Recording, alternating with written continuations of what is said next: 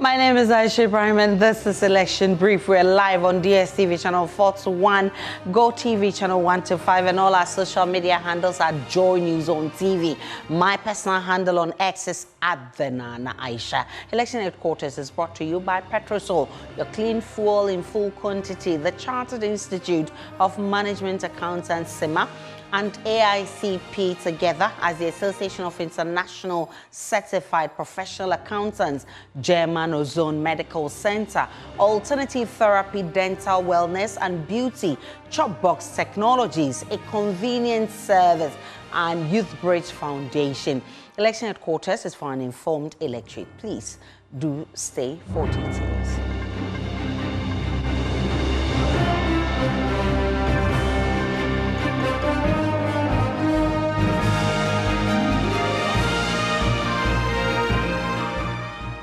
Many thanks for choosing us. The last day of the limited voters registration exercise has been characterized by long queues at various centers in Accra. The exercise was originally supposed to end last Monday, but the Electoral Commission extended it by an additional 2 days.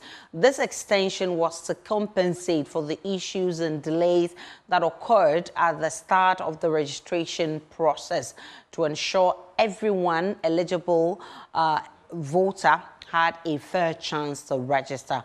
Rejoice Temefakwesu joins us live from the Nkwantanan constituency.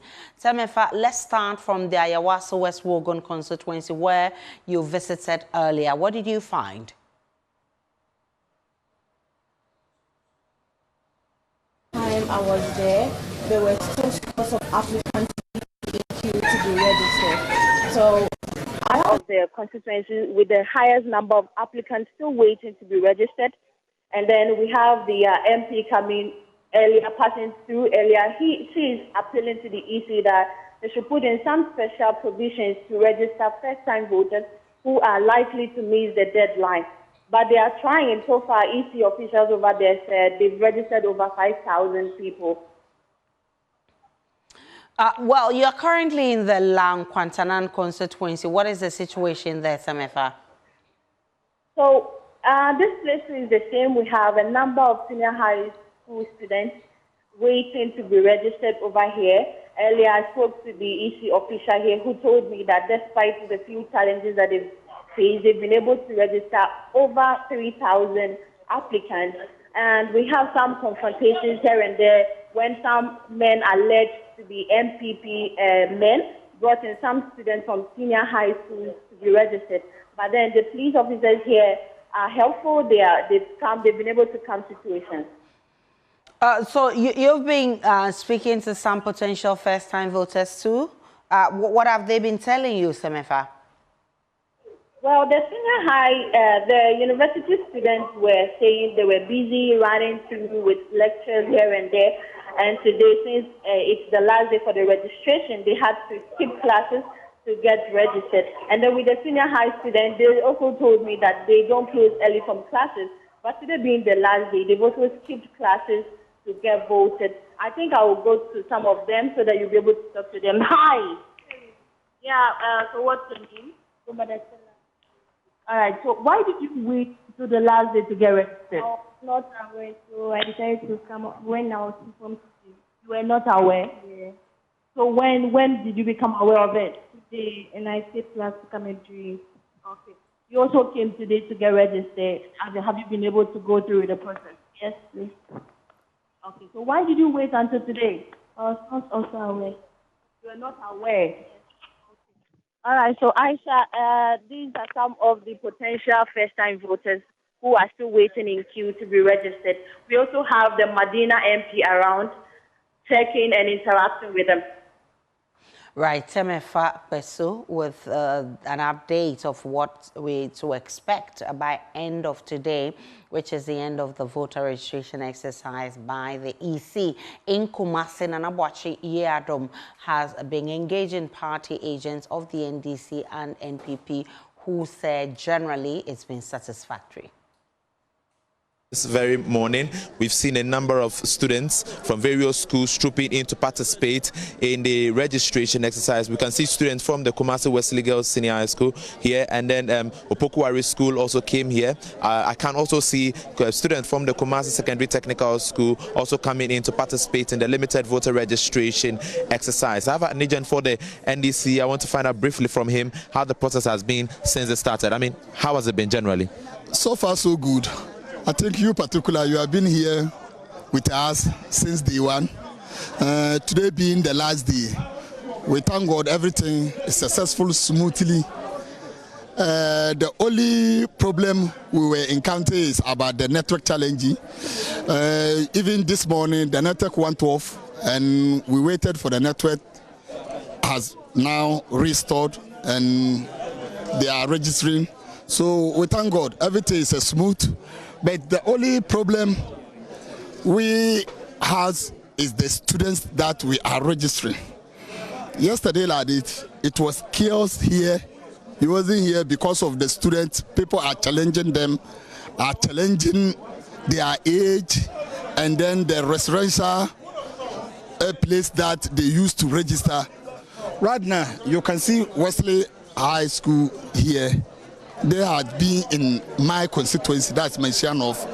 A lot of them, some came from North, some came from Greater Accra, and before the person can be able to vote, you need to transfer your vote from here to the place that you go back, because all of them will be completing school very soon, and then the transfer process will be started tomorrow. And I don't know whether they can catch up with the transfer process so that they can transfer their vote to their various place that they are going to vote. That's the only problem we are seeing here, because a lot of them will register at the end of the voting day. They can't even identify their polling station and then go and vote. Aside that, everything was smooth. We were here with the security, was very nice to us. And then those who are registering the electoral committee too, they are too very nice to all the parties. So we thank God everything is very... But I mean, looking at the number of people still coming in to participate in the registration exercise, would you add up to calls for the AC to again extend the process? For now, I don't think we need any extension. Okay. I don't know other places, but we as a metro, I don't think we need any extension, because recently, if you have been here, you can see here is totally empty because of the today having to be with the students. That's why you can see people inside. Other than that, I don't advocate for any extension. All right, thank you so much. And that is the agent for the National Democratic Congress. The MPP agent is also here. I mean, how has the process been for you too? I'll say it has been a success. The only challenge was the first 2 days where we had problems with the network. But apart from that, everything has been a success and devoid of any violence and other stuff. Except since it's a human institution, you have to get 1 or 2 big hitches. But apart from that, it has been a success. And I heard my brother Mandela being talked about that we are registering minors. You see, we the MPP always do due diligence before we bring these students here. One, these students that you see today here are people within Mentionoff constituency. They are within my catchment area. And before bringing them, I carefully selected students who are in the constituency and who have not registered but have attained the universal adult suffrage age. That is the 18 years. So I'm surprised he always saying we are registering people who are not within the constituency. It's a falsehood and disregard that information as such. Those students, I repeat, and let's put it on record, the students you see here are students within the constituency and within the catchment area. We've not based or we've not brought students from Wesley High School who are not within the constituency. Of what good would that do to the constituency? So these kids you see here are within the constituency. I've been joined by Gilfred Isiama, team lead for election, corruption and rule of law at CODEO for more. Grateful for your time, Mr. Isiama. You started with the EC in the monitoring of the voter registration exercise. What's your assessment of the whole process as the EC wraps up the exercise?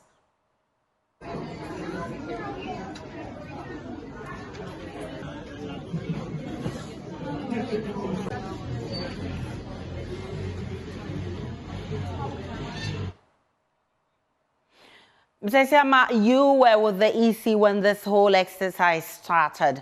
What's your assessment of the process, I mean, as the EC wraps up the exercises today? Okay. So I'm saying that the Electoral Commission overall has done well. First, in terms of how they responded to the challenges that came out from the first few days of the registration exercise. They resolved the network issues. They made more opportunity for people who could not register in the hard-to-reach areas to register. They added additional days for many people who could not register within the first 21 days to do the registration. So I think generally the Electoral Commission has done well. I think what is worrying is that some of the things that we saw in the first 2 days, we had seen them before. We had alerted the EC before in the previous registration exercises. But besides these issues, I think the political parties, the behavior of the political parties did not augur well for the smooth run of the registration process. Instead of they using challenge forms and irregularity forms to lodge their complaints and the issues that they had, they decided to fight and sometimes disrupt the registration exercise. So I think these things did not help. In addition, I think the Electoral Commission made some changes in the movement plans which were not shared publicly with a lot of people. So I think we had issues with some of these. But apart from that, I think in terms of the EC's organization, we saw significant improvements after the first few days where we had challenges. What signal does this send to the bigger election in December? Well, I think we have had the opportunity, the political parties have had the opportunity to discuss some of these issues with the Electoral Commission in terms of how they prepare, in terms of how they troubleshoot some of the devices, and even in terms of how they make the processes inclusive and participatory. If the Electoral Commission had done the preparations very well, and if they had included the political parties and other stakeholders, then I think all of us would have, reasoned with them when the challenges came. But these things are done exclusively by the Commission. It is their job. They have the mandate to do it. But I think it adds more quality when they decide to add other stakeholders and let them see what preparations that they are doing ahead of the main exercise. So the EC has a job clear ahead of them, but besides that, they are made known that they should be more inclusive and participatory in terms of how they prepare and execute their functions. Governor, I'm grateful for your time. He is team lead, election, corruption, rule of law at CODEO and CDD Ghana. Now, some first-time voters living with varied forms of disabilities are pushing for free tertiary education policy to be instituted as various political parties prepare to launch their manifestos ahead of the 2024 general elections. These young voters face unique challenges in accessing higher education, from financial barriers to physical accessibility. Free tertiary education, they argue, will alleviate some of these burdens and provide equal opportunities for all. These marginalized individuals in society believe strongly that free tertiary education is crucial for the empowerment and inclusion. Listen to the interaction with Joy Prime's Lois Shola Adeyemi on the Just Turned 18 show. For instance, is someone's father who is taking care of me in the tertiary institution. So, and I have a friend too in Adidome Senior High School who is a visually impaired. He have to go for fishing before he can come to school. So, saying this, those are the things that will influence me, because if not, he, for instance, cannot attend university. Yeah. Anybody else agreeing with what Foster has said, that the education system that he said is, made suitable for persons with disabilities not working as it should? Yes, I also agree with him, because some people having disabilities graduate the secondary school with very good grades, but there's no one to support them. And Ghana, it's very difficult for you as a person with disability to get a side job, which you can use to pay your university fees and hostel fees. So if the government makes education free for we people with disability. I think it is very good. So it actually influence our decision. Okay. Okay, I'm not that okay. Yeah, because even though things are or measures are put in place to make education easy for us to achieve, but still there are some things that we need we need the government to do to us. Like for instance, the car equipment that assist us or help us to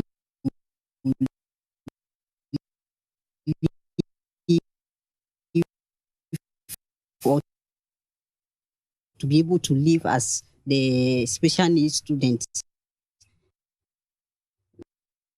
Some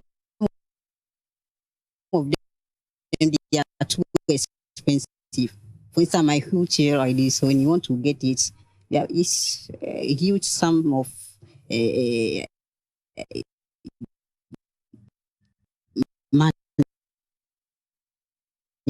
that before you get special needs students that we need support from friends, family, and the government. In fact, the whole community, we need support from them. And our equipment, they are too expensive to our affordability. I don't understand it. So if the government can put some measures in place to, to make the gadget or the equipment, this thing affordable to us, I'll be happy about it. We, the marginalized in society, tend to be sidelined during the extended term of a political party. By getting to elections, then they remember us and come with many promises. I would pay attention to what I believe is feasible and very applicable to me, and that would assist me in making my decision to vote. So these are the 3 things I'll look out for. Okay. Now let me come to you, my darling Esther. Tell me. Okay, so 3 things that would make me to vote is, I think, adequate infrastructures that are accessible to persons with disability, because in the university there are lots of infrastructures that are not accessible, so sometimes you finding your way to lectures becomes difficult. So when they take note of this, I think I would vote.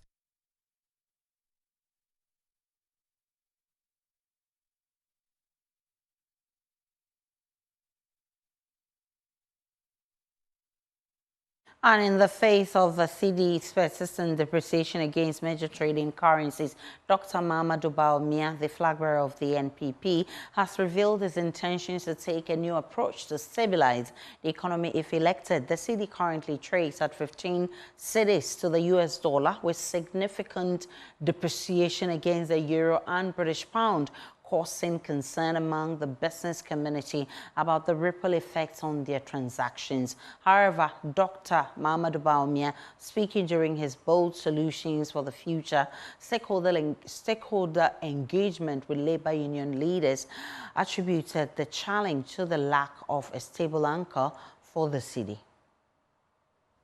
How much did we have to go and borrow from the IMF? 3 billion. Over 3 years, but we can get 3 billion a year in gold from the small-scale mining sector alone. That changes our balance of payments completely. This is every year you can get this, and it's there. It's being mined every year, taken out to India, to Dubai, and other places. So I want us, essentially, I made mention of this on February 7th, that ultimately my goal is that we are going to back our currency with gold.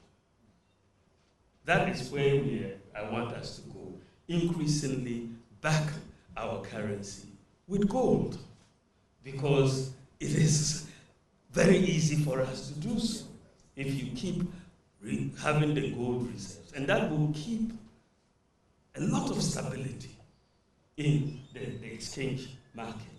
Because right now, we don't have an anchor to hold the currency. But if we back it with gold, it will be very stable, because its value ultimately will be reflected by the value of gold, which is very stable. And so this is a major change that I want us to bring in, to look at the management of our natural resources and look at how we can accumulate gold to back our currency and increase our reserves. And once we are accumulating gold to the level of $3 billion equivalent every year, you can just imagine what will happen in 10 years for this country. Then it just changes completely. Completely. So you are accumulating this gold and you are backing your currency with it. And that makes it a completely new natural resource management regime.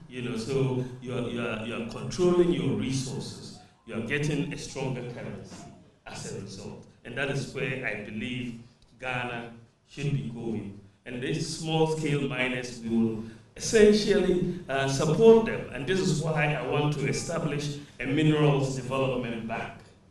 Minerals development bank to help our mining sector. We don't only have gold, we have lithium and all other things. But if we get a financial institution that will focus on this, I believe that we can really help them, the mining companies, get a lot of equipment that is needed, because that is ultimately what is needed to mine the gold responsibly. And that is what we will do. We will make sure we empower our miners and have control over our resources and make the resources, the returns.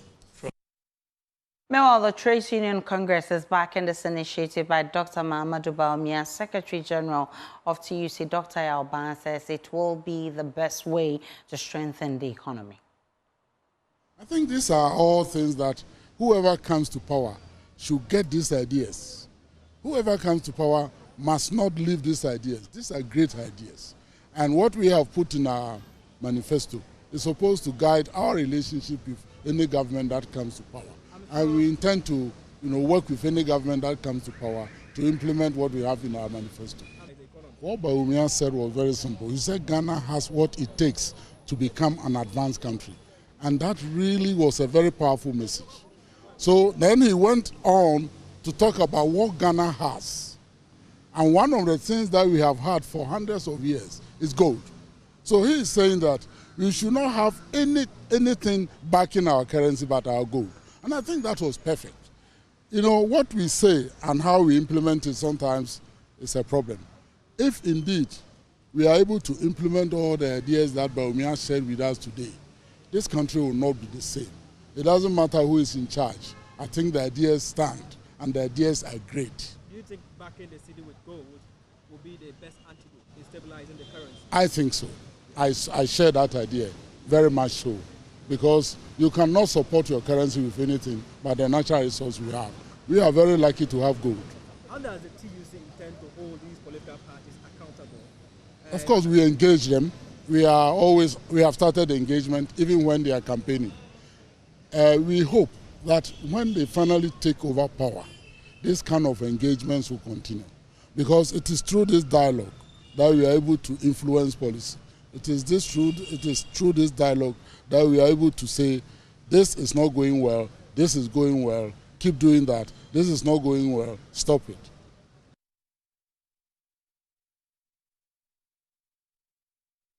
The Electoral Commission has set December 2, 2024 as a date for special voting.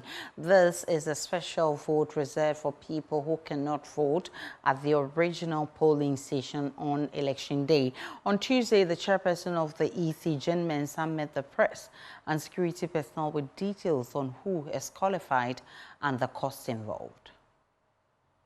In Ghana, such category of voters is regulated and limited to officers of the Ghana Police Service, the Ghana Armed Forces, the Immigration, the Fire Service, Customs, and the Prison Service, as well as the polling officials of the Electoral Commission and permanent staff of the Electoral Commission, not forgetting our media partners who will carry out important functions on election day.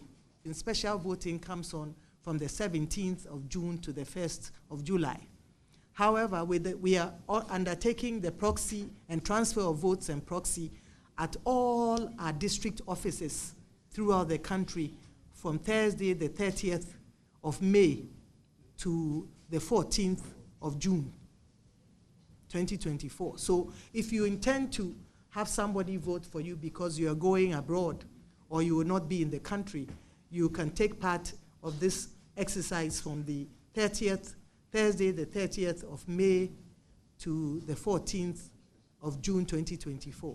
I'd like to assure you that for special voting, you will not be charged a peswa, not even a cedi, a peswa.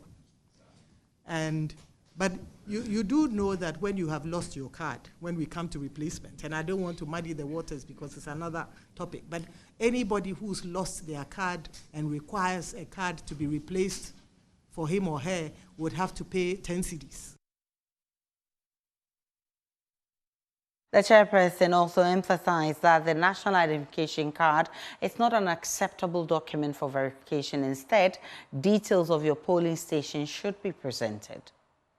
If you present your national ID card, it doesn't speak to the polling station where you registered, and it doesn't even speak to the fact that it doesn't answer the question of whether you are a registered voter or not.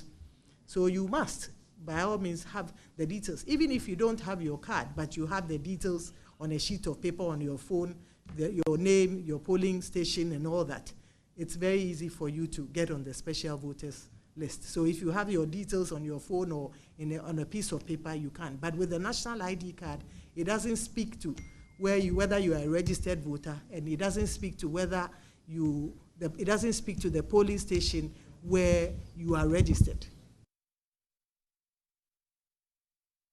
And that is your election brief. It's on your election headquarters. Now, Ghanaians living in the USA have intensified their calls for implementation of the Representation of the People Amendment Law repeal to enable them vote in this year's general elections. There are over 30,000 Ghanaians living in the USA alone. The chairperson of the NPP USA branch, Obaya Frimpong, is leading the push for the enforcement of the law this year.